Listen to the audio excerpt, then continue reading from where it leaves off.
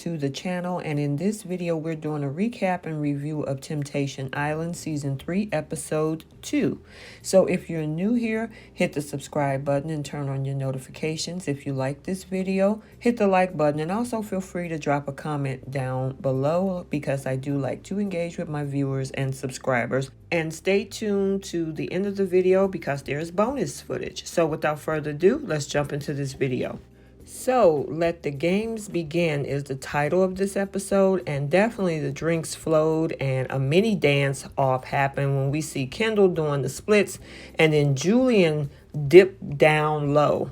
I mean, they were having a great time. We also saw Tom practice his flirty smile with the women while he threw his girlfriend Chelsea under the bus in conversation. And Thomas proclaimed his innocence as he shared that Chelsea was upset he was going to networking events. I mean, he claimed he just so happened to connect with other women in a business capacity, but he conveniently left out a huge plot point that Chelsea dished later at the bonfire. So meanwhile, we see Chelsea is getting some one-on-one time with Dr. Blake Ayers. And has Chelsea met her match? We'll see. The vibes between the two of them are off the charts as Chelsea and Blake connect on their sense of adventure. We do see Kristen also had strong vibes with someone, but it was definitely not in a good way.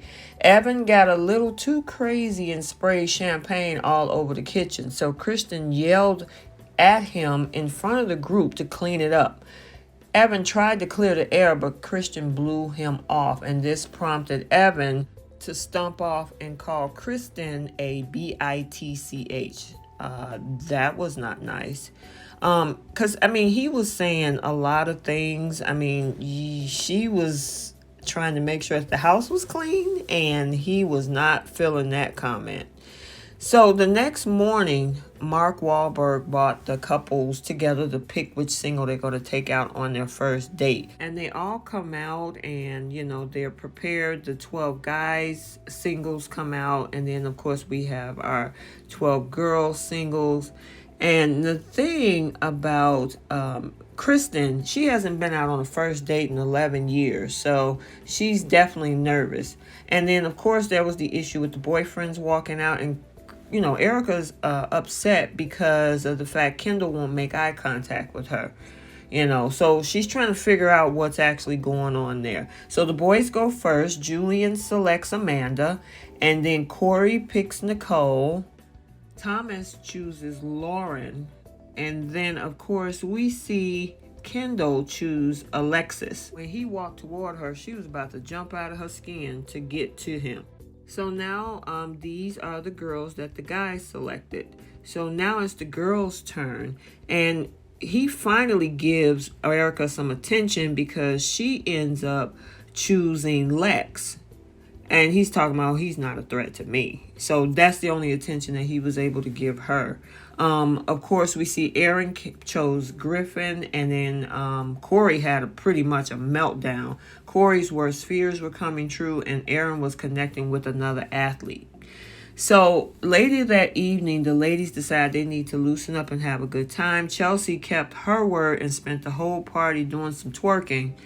And then, of course, we saw Aaron school Shaquille on how to play beer pong. And then we see Erica opening up to Lex and shared that she needed to start putting herself first. And that's absolutely, she needs to put herself first in this situation. So now we switch over to the guys' villa, and it's a little bit more wild on that side as the girls are dressed up as devils and angels for the party.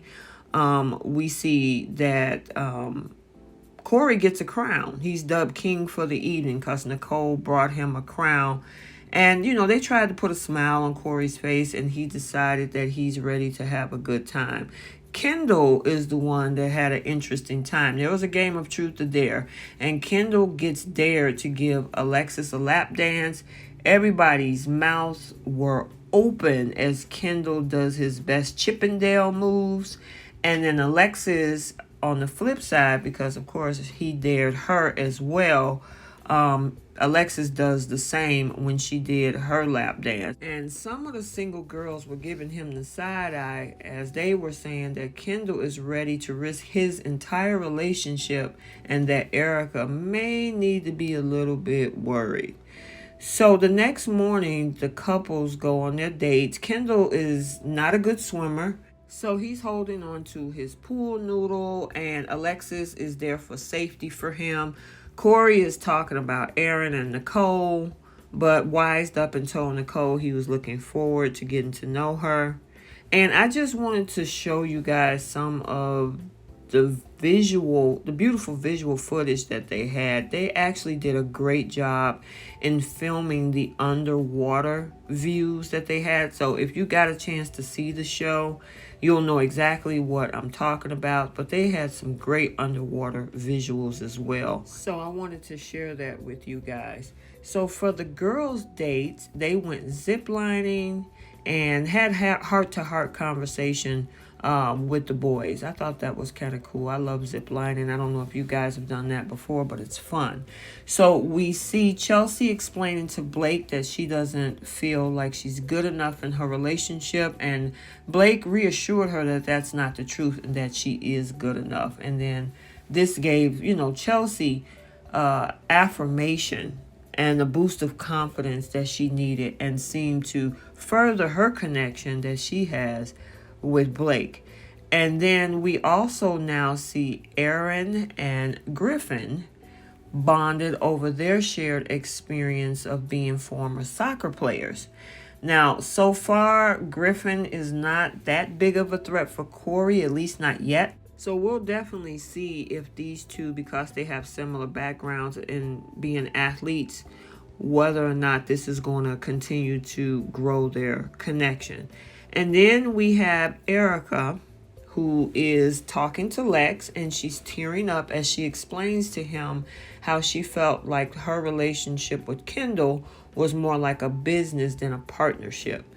And Lex was, he was pretty understanding, and he just listened, which is what Erica needed. So I don't know if he was more being a friend of actually building a connection with Erica here. I guess it remains to be seen if there are going to, be any further conversations and connection with the two of them. So now, after a long day, Mark ramped up the stress factor because guess what? It's their first bonfire. So he collect the girls, and now this is where the drama begins. And of course, Mark informed them of the rules, that they'll be shown a clip of their boyfriends. However, they don't get to see the context of what led up to the clip or what happened afterwards. Basically, it's where the producers of the show, they kind of get to manipulate the cast and provide reality TV. So that's what we see. Chelsea get to go first, and it's shown a clip of Thomas throwing her under the bus to the other women with "I'm just networking" story. Chelsea is watching this, and in her mind, she's saying, hey, Thomas conveniently left out the fact that she was right next to him at that event, and Thomas didn't introduce her as his girlfriend or at all. So I'm wondering what she's going to do about that. And then it's Erica's turn. Okay, so Erica gets shown several clips of Kendall, and they're not really good ones. In the first clip, Kendall of course, is doing this lap dance with Alexis, and you can hear the single shouting out that Kendall's being a bad boy. And of course, Erica is shocked and says Kendall seemed like a different person. She thought he was going to talk about how he needed to work on himself, not find someone else he could communicate with better. And then Erica kind of confused Mark when she said that Kendall was being more mature and advanced, which made her feel like she wasn't on the same level with him. Erica shared she thought Kendall made her feel that way because nothing she do is good enough. But Mark reminded Erica, she said she was learning to love herself. After that, Erica broke down and said sometimes she just says things until she believes them. So we'll have to wait until next week to see, you know, how this bonfire finish up, because we have 2 more couples to watch. But there is bonus footage coming up next between Mark and Erica that they did live on IG after the show. So enjoy.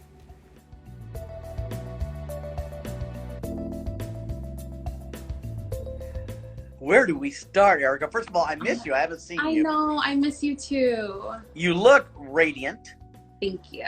Both on camera and right now. So let's chop it up. Beginning, like, I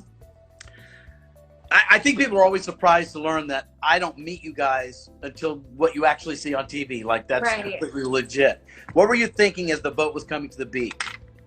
I feel like I don't even know, honestly. I feel like everything is such a blur because emotions were just running so high. I was nervous.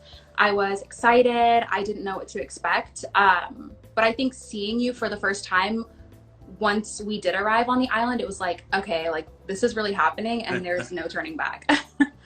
and literally for, you know, people who are watching this, you can tell them more about it, but it really starts like that. Like you get off the boat and go right to it.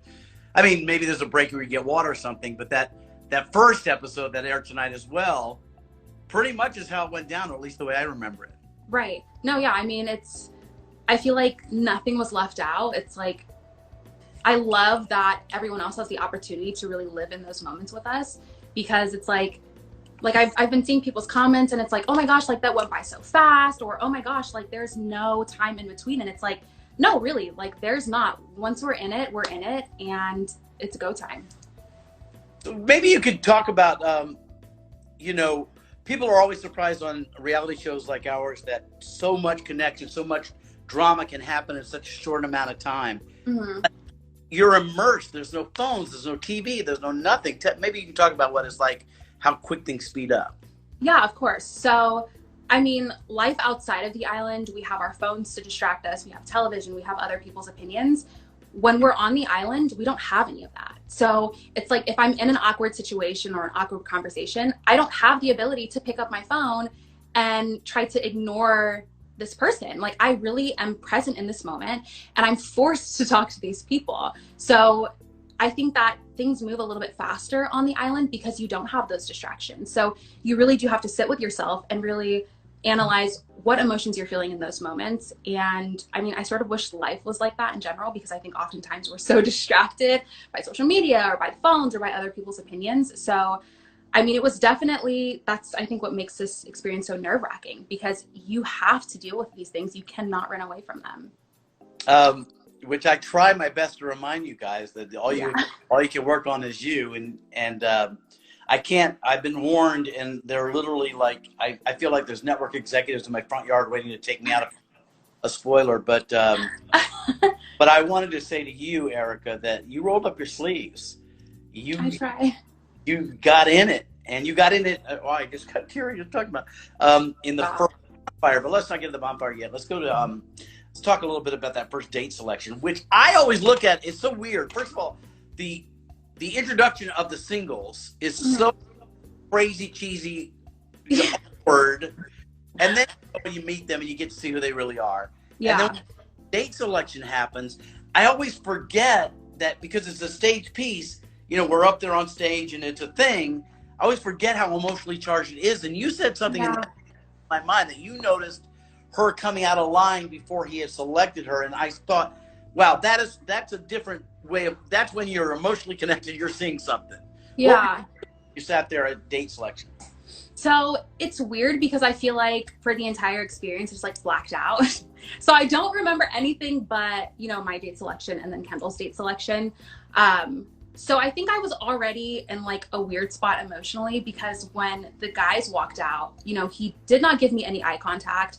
And like the girls around me are like, I love you, or hi. And I'm looking at him and he's like looking the other way. So I'm already like in a weird emotional space. So then to see him, you know, walking up to this person and there's no hesitation. It's like, okay, well, I'm going to walk out because I know that I'm going on the date. It was like, okay, like something doesn't sit right with me, but I'm not going to make any assumptions and I'm just going to see what happens. So I do think that being emotionally connected, like you're saying, forces you to be a little more observant than you would normally be. You know his body language. He knows yours. There are things I always say you got to tune into what's not said as well as what is said. Yeah. It's it's the first date selection, but already the vibe of connection is in the room, right? Mm-hmm. What were your first, when you went to that, I guess I'm going out of order, but just kind of like a real. Who cares? What was it like when you went into the villa? I mean, you're emotionally charged from the goodbye and all that in episode 1, and then all these guys come in, all that dynamic. How do you handle that? I mean, there's what we see on TV, and you're poised, and you're doing your thing, but like, what do you really want to be doing? I mean, I really want to dig myself a hole and crawl into it and never come back out. It's like, the thing about this experience is it obviously puts you outside of your comfort zone, but you cannot run away. Like, you have to deal with these things. And I mean, I know even when the guys, walked into the house for the first time, it's like, oh my gosh, like, this is really happening. I really have to talk to these people. Like, I have to open up a little bit. And it's not easy. Like, I'm telling myself in my head over and over, open up, open up, open up. But of course that doesn't happen right away. So I just tried to remind myself, okay, why are you here? And is you keeping a wall up going to allow you to, 1, grow as an individual, and 2, figure out what you can do to flourish within your relationship? I think that's, hearing you say that now, it makes such perfect sense, but to actualize that and do that right in that situation, you got to remember, folks watching, that, it's 12 against 4 in that house. Not against you, but imagine just think of it this way. It's overwhelming. Think of it in the terms of you're having a party at your house and you're going and making sure everybody's okay. Well, imagine you're 4 girls, you're emotional, and I should really say 4 women, because you really are women, and I'm sorry if that sounds dumb. No, it's okay. Whatever. But you've got all this emotion, and really probably you just want to sit the 4 of you and figure this out and talk it out. Oh yeah. These guys, and the other thing is, and I always want to impress on people, they have a story too. Right. They're trying to, it's really difficult to, how do you make that connection, Yeah. And you sussed out really quick some of the guys that you felt comfortable with and some of the guys that you didn't, and you selected Lex for your first date, right? Yeah. And I get made fun of because every time I mention somebody, I'm like, oh, I like that dude. I say that of almost everybody because I did. But what about Lex that made you pick him for the first date? So it was our first night in the house, and as you can assume, all of us girls are overwhelmed. We're trying to just like huddle up with each other only.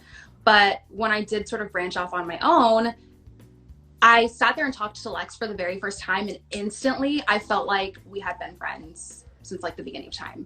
And so that's what I liked, because instead of, him being pushy or like asking me 1,001 questions about myself and my relationship, he was like sort of cracking jokes at me. And I liked that, because I'm like, okay, like, you're like a homie, like, you're not, being too invasive.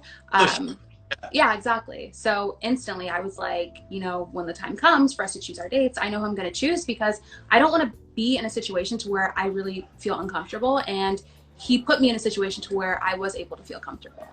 Yeah. He read the room and read you, and respectful, I thought, of, this is difficult for you. I'm just I'm here. I'm going to ask you about what's up. And you started about Kendall and everything, and then you stop yourself. I don't want to talk about my date, but in that moment, he actually sounded like, it's cool. You could talk about whatever you want. So the date, that I think the dates are great, especially in our situation. Well, I was thinking about COVID and all that, but the truth is it's different for you guys, whether there's COVID or not, because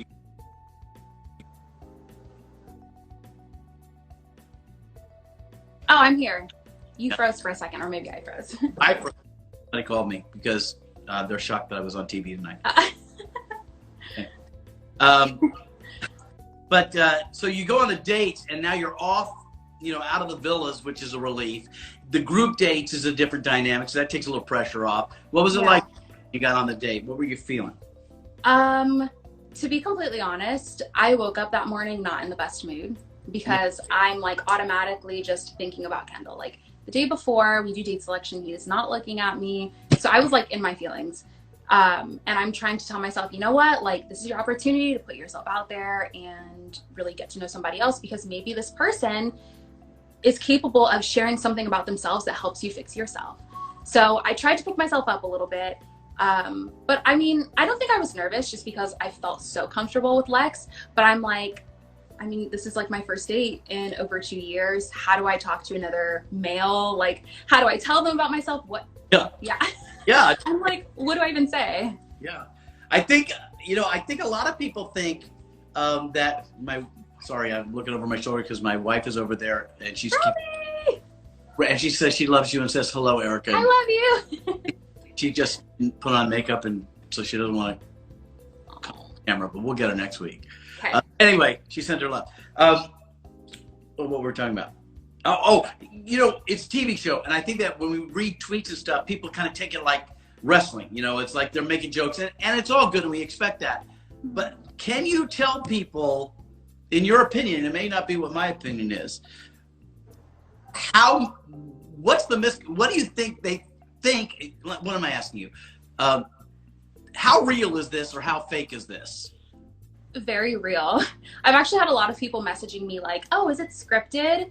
And one thing I think people fail to realize is, I mean, you said it best too, people are on Twitter and they're dragging people or, they're saying things. I don't have a Twitter, so I don't really know, but just based off of what I heard, people don't realize though that this is our real life and these are real feelings. So, they talk about it as if it's a joke and, they try to bring things up, but it's like at the end of the day, this was like my actual life. It's still my actual life. Being on that island and then being here in LA, there's no difference. I still went through, through this experience. So it doesn't really change anything. So I think, people think that, oh, they set you up. They told you to say this. It's like, no, actually.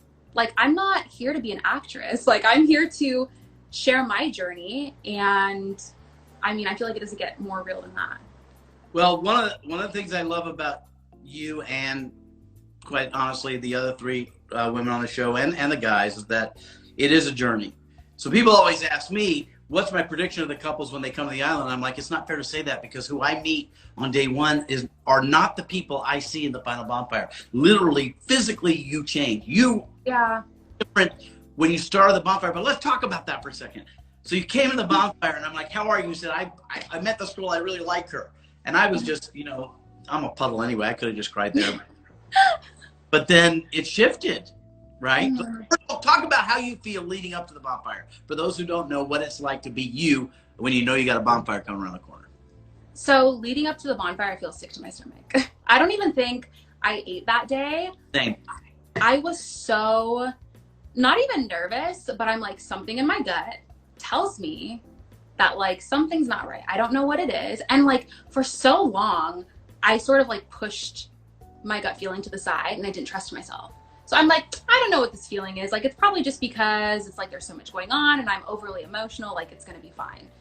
So, I mean, every feeling that you could possibly feel was me walking up to that bonfire. And like I said, and I will say this over and over, I feel like so many times I just like mentally just blacked out because I'm like, like, what am I doing? Why am I doing this? But yeah, definitely just anxious, I guess, leading up to the first bonfire. For those of you watching, you can't see the setup, so it's really kind of ominous. It's beautiful, but these women walk down this walkway, and there are cameras and cranes and lights, but once we get into the bonfire conversation, I don't know what it's like for you. Are you aware that we're doing the TV's going on, or you kind of, what's that? Not at all. There could have been a camera in my face, and it wouldn't have made a difference. Like, I was so just focused on the girls around me, you, and then the infamous iPad that's like sitting to my right.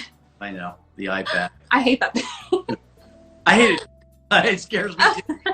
Those of you who don't know, I don't look at the clips before the bonfire. I don't feel like spare. I don't want to project anything on my face to tell them something that is going to make them feel. I feel like sometimes you guys are looking at me like, was that a hint? Is he trying to tell me? I'm like, tell me something, Mark. Tell me something. Like, I can't do it for obvious reasons, and I wouldn't want to, because that ruins what you're in this thing, But we always talk about at the bonfire that you can't do anything about the other side of the island. Right. All you can do is look at yourself. Exactly. So describe what that's like, because you, season 3 folks, have an advantage that I think is a distinct disadvantage, because you've seen this, right? Mm-hmm. Mm-hmm. To the bonfire and it's me sitting across from you that you saw last season or whatever. How was that different than what you expected?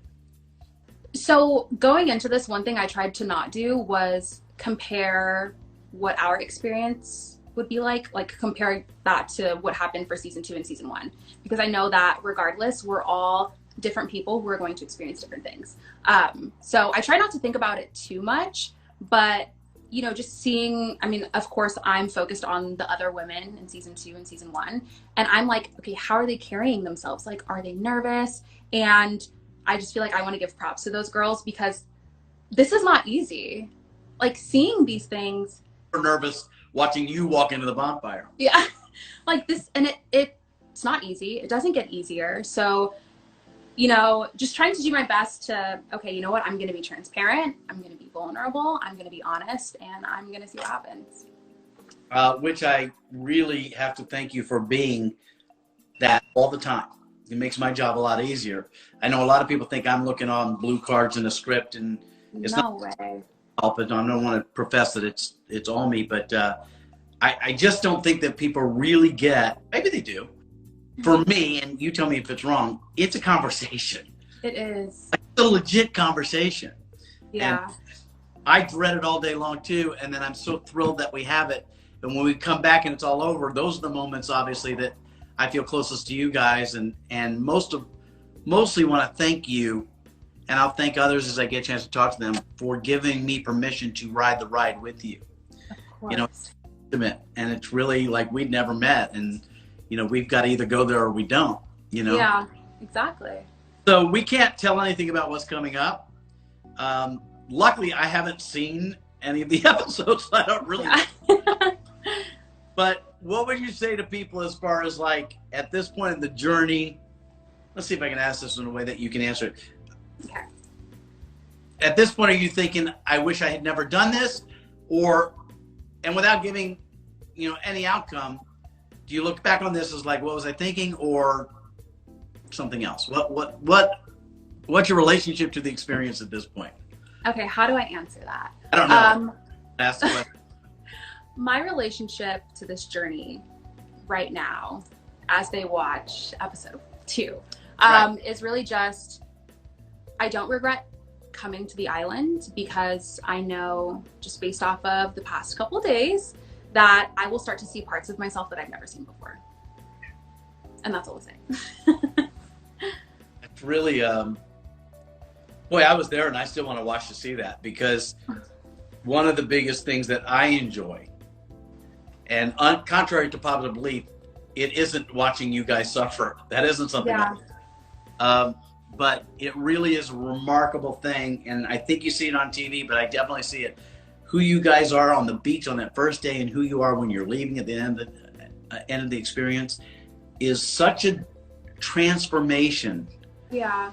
And I want to acknowledge you for what will come down the road, and what has already come is that the rawer you are, and the more open and honest you are, you're giving this window open to somebody having an emotion that they can't articulate. Yeah. You know, women out there who can relate to you and what you're bravely grappling with in this crazy environment. And I want to just, you know, I just want to give it to you, because Thank you. people say, why would anybody do this thing? It's crazy, you know, it's absolutely effing crazy to do it. And I'm one of them to say that. Yeah. Not a smart thing to do. Yeah. But do it. I actually believe that your journey is a gift to some people that don't have a voice. So props to you, kid.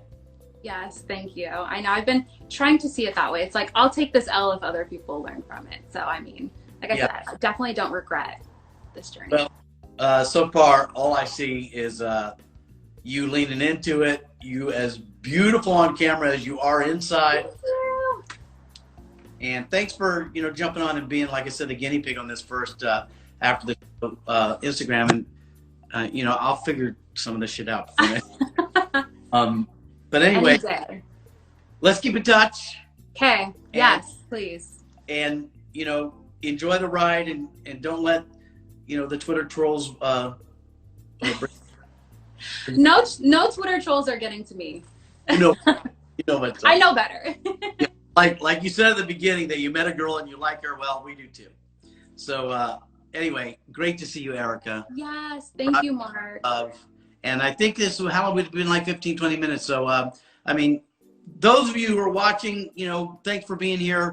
By the way, this behind me that people are going to freak out, that's actually a swing that my wife made me put in the kitchen.